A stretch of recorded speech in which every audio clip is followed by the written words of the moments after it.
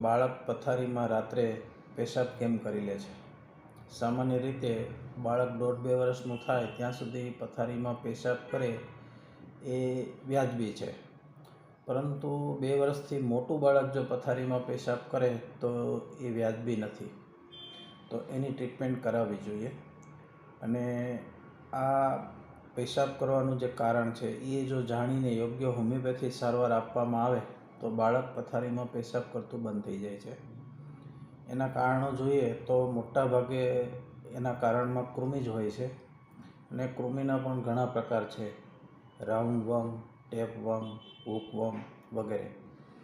હવે કયા પ્રકારના કૃમિ છે તો એને ધ્યાનમાં રાખીને જો હોમિયોપેથી દવા આપવામાં આવે, દાખલા તરીકે સ્પાઇઝેલિયા છે, સીના છે, નેટ્રમ ફોસ છે, સેન્ટોનાઇન છે, આ બધી જ દવાઓ કૃમિ માટે ખૂબ જ સારી કામ કરે છે. પરંતુ કૃમિના પ્રકાર જોઈને પછી નક્કી કરીએ અને આપીએ તો રિઝલ્ટ આવે. આ ઉપરાંત બીજા કારણોમાં ભય, એટલે બાળકને ભય પમાડે એવા જો સપના આવતા હોય, અથવા તો દિવસે બાળક ક્યાંય પણ ભય પામેલું હોય એ રાત્રે સપનામાં જોવે તો પણ બાળકને પથારીમાં પેશાબ થતો હોય છે. આવા બાળકો માનસિક રીતે ખૂબ જ નબળા હોય છે.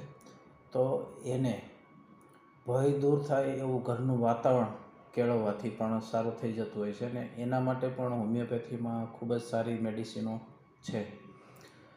આ ઉપરાંત બાળક કુપોષણનો ભોગ બન્યું હોય, એટલે કે સ્નાયુ નબળા હોય પોષણના અભાવે, તો આવા બાળકને યોગ્ય ફૂડ આપવાથી પણ પથારીમાં પેશાબ કરતું અટકાવી શકાય છે. અથવા તો એને જે કુપોષણનું ભોગ બન્યું છે એનું કારણ જાણીએ કે એના આંતરડામાંથી પાચન બરાબર નથી થતું, કે એને પૂરો ખોરાક નથી મળતો, એના કારણો જાણીને આપણે જો ટ્રીટમેન્ટ આપીએ તો બાળક પથારીમાંથી પેશાબ કરતું બંધ થઈ જાય છે. આ વિડીયો જો આપણને ગમ્યો હોય તો લાઈક કરજો અને શેર કરજો.